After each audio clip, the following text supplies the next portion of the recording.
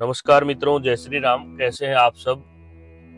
आपको हर रोज एक नई वीडियो हम दे रहे हैं और हम प्रयत्न करते हैं कि पूरा शोध करने के बाद, पूरा अध्ययन करने के बाद ही हम आपको सब प्रकार से एक ऐसा ज्ञान देने का प्रयत्न करें जिसको आप अनुभव में लाने के बाद शीघ्र अतिशीघ्र कामयाब बन सकते हैं। आज हम बात करते हैं कि 10वीं के बाद में कौन सी स्ट्रीम लें। देखिए, हर एक बच्चा यह चाहता है कि मैं कामयाब बनूं और हर एक माता पिता का सपना होता है। और आज के जमाने में 21वीं सदी में कंपटीशन का जमाना है। हर व्यक्ति हर क्षेत्र में कहीं भी जाइए, क्योंकि जैसे जैसे जनसंख्या बढ़ती है वैसे वैसे हर जगह पे कंपटीशन बढ़ता जाता है। और आजकल तो 100% नंबर तक के दावे करते हैं और नंबर लेकर के आते हैं और फिर उसके ऊपर कंपटीशन बनता है। तो इसलिए बहुत ही विचारणीय विषय है। सबसे पहले तो आपको यह ध्यान रखना है कि आपको लक्ष्य निर्धारित करके चलना है। और लक्ष्य निर्धारित कब होगा? जब आप अपनी कुंडली के आधार पर, अपने अनुभव के आधार पर, अपने जो आपकी आत्मा कहती है उसके आधार पर एक लक्ष्य बना करके चलेंगे। उसके लिए जरूरी है सही पढ़ाई को चुनना, और यही आज का विषय है, यही आज की जरूरत है। तो आपको यह देखना है कि आपको किस क्षेत्र में जाना है और कहाँ पे आपका पसंदीदा स्थान है। क्योंकि स्कोप तो सर जगह पे होते हैं, लेकिन मेहनत करना और उसको, सपने को साकार करना, यह बहुत बड़ी बात है। आप अपनी कुंडली लीजिए। कुंडली में डेट ऑफ बर्थ टाइम आपका फिक्स होना चाहिए, क्योंकि दो प्रकार के नाम होते हैं व्यक्ति के, दो प्रकार से हम प्रसिद्धि प्राप्त करते हैं। एक नाम वो होता है जो हम बिना पंडित जी से पूछे रख लेते हैं। नाम का यश तो उसी का बढ़ता है, लेकिन जन्म कुंडली का नाम अलग होता है।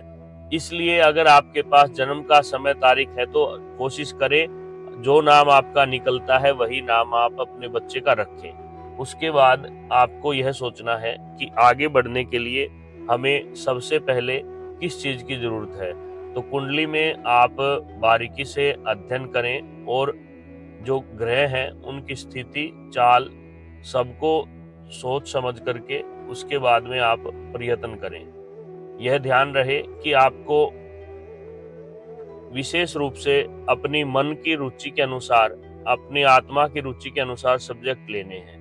कई बार आजकल माता पिता देखा देखी में बच्चों पे दबाव बना के, प्रेशर बना करके दूसरे फील्ड में भेजने का प्रयत्न करते हैं। कोई कहता है कि मैं तो इसको खिलाड़ी बनाऊंगा, कुछ चाहते हैं कि ये इंजीनियर बने, कुछ माँ बाप चाहते हैं मेरा बच्चा डॉक्टर बने, लेकिन वास्तव में कुंडली में ऐसा कुछ योग ही नहीं है। तो उसके लिए आपको योग बनाने के लिए मेहनत भी करनी पड़ती है, साथ साथ आपको ग्रहों को देखना होता है।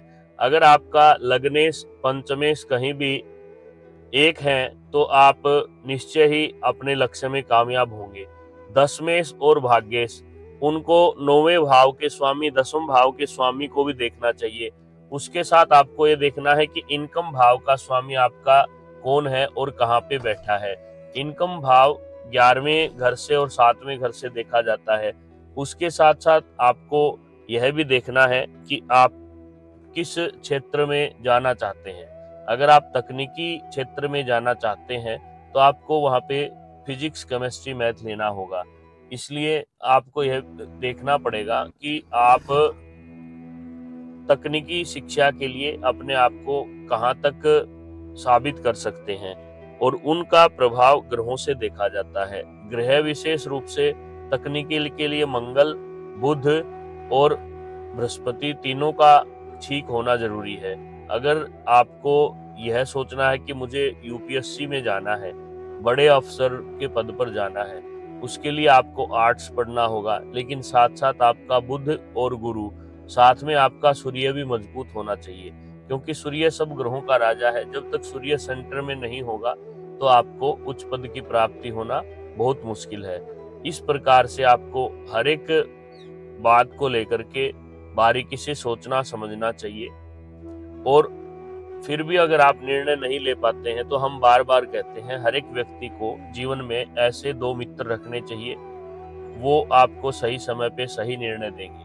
उनमें आपके माता पिता भी हो सकते हैं, आपके मित्र भी हो सकते हैं, आपके अध्यापक गुरुजन भी हो सकते हैं, आपके भाई बहन भी हो सकते हैं। तो इसलिए कोई भी निर्णय लेने से पहले आप उनके साथ विचार विमर्श करें, क्योंकि 10वीं क्लास का जो बच्चा है उसकी उम्र के हिसाब से उसके पास डिसीजन पावर इतनी नहीं होती, और कई बार बच्चे अपने जबरदस्ती में या अपने अहम में आकर के किसी सब्जेक्ट को उठा लेते हैं और आगे चल करके उसको सफलता नहीं मिलती तो फिर वो निराश हो जाता है। तो इसलिए आप कोशिश करें कि कुंडली में आप ग्रहों का तालमेल देखें, और साथ में आप अपने जज्बे को, अपने जितना भी आप डेडिकेशन करते हैं कि मुझे ये करना ही है और मैं करूँगा, तो उसके लिए आपको नियमित रूप से उस सब्जेक्ट पर विशेष समय देना होगा। और रात्रि में जब आप सोते हैं तो उससे पहले आपको आत्मचिंतन करना सीखना होगा। जो व्यक्ति एक बार आत्मचिंतन करना सीख जाता है उसका जीवन सफल हो जाता है। भले ही आप सरकारी नौकरी न लगे, भले ही आप करोड़पति अरबपति न बने, लेकिन आप अगर अच्छे इंसान हैं और आपके अंदर लोगों के सहायता करने का स्वभाव है और अपनी आजीविका आप चला रहे हैं, तो आपसे सुखी जीवन में कोई नहीं है। क्योंकि धन से सब कुछ नहीं मिलता, व्यवहार से, वाणी से आप प्राप्त कर सकते हैं। तो इसलिए सबसे पहले आप ईश्वर को मान करके, कुंडली का अध्ययन करके, तब जा करके किसी एक निश्चित निर्णय पे आप जाएं। उसके बाद आप सब्जेक्ट लें। ऐसा नहीं कि आप देखा देखी में या किसी के दबाव में आकर के डिसीजन लेते हैं। इस प्रकार से हम आपको यह 10वीं कक्षा के बच्चों का जो लेवल है उसके हिसाब से यह वीडियो बना रहे हैं। और इस वीडियो को सुनने के बाद आप पूरी तरह से कमेंट में डेट ऑफ बर्थ टाइम लेकर के हमें भेजिएगा। हम भी आपकी कुंडली का प्रेडिक्शन कर सकते हैं। और साथ में आपको यह ध्यान रखना है कि कोई भी शिक्षा प्राप्ति के लिए माहौल, वातावरण का होना जरूरी है। तो आप ये देखिए कि आप जहाँ जाना चाहते हैं उसके लिए आपके घर का, परिवार का माहौल कैसा है। और कई बार आपने देखा होगा कि लोग कहते हैं कि लक्ष्य न ओझल होने पाए, कदम मिला के चल, लक्ष्य मिलेगा जरूर, आज नहीं तो कल। क्योंकि अच्छी चीज की प्राप्ति के लिए ज्यादा समय देना ही पड़ता है, त्याग भी करना पड़ता है। इसलिए अपने बच्चों को त्याग करना सिखाओ कि वो अधिक देखा देखी में न चले, और न ही अधिक जो उनके खुद के मन की बातें हैं। आजकल मोबाइल सबसे बड़ा दुश्मन है, मोबाइल से आप दूर रहें।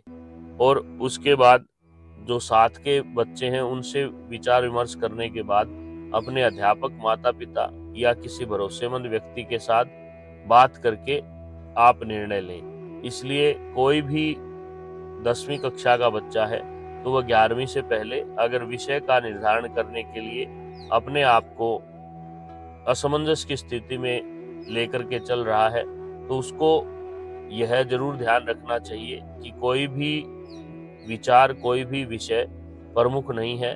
प्रमुख है आपके जज्बे, आपकी मेहनत और आपके माता पिता आपको कितना सहयोग करते हैं। क्योंकि हर एक माता पिता चाहता है कि मेरा बच्चा कामयाब बने। इसलिए आप उनकी कदर करें और उनके बताए मार्ग पर ही चलें। माँ पहला गुरु होती है, इस बात का ध्यान रखें। और सब तरह से विमर्श करने के बाद ही आप आगे बढ़े, क्योंकि हर कोई व्यक्ति अफसर नहीं बनता, लेकिन हर व्यक्ति अफसर नहीं बन सकता, ऐसा भी नहीं है।